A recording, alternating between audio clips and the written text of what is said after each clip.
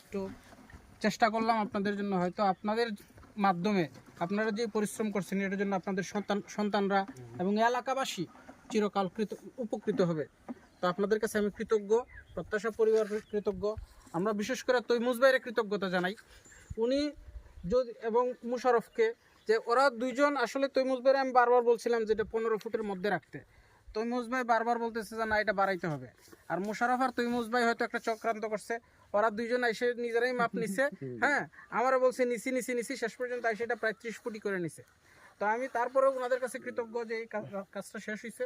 বিশেষ করে আমি যারা সাতছড়ি বাজার টিলার সকল যারা এখানে কাজ করছে তাদের কাছে কৃতজ্ঞ।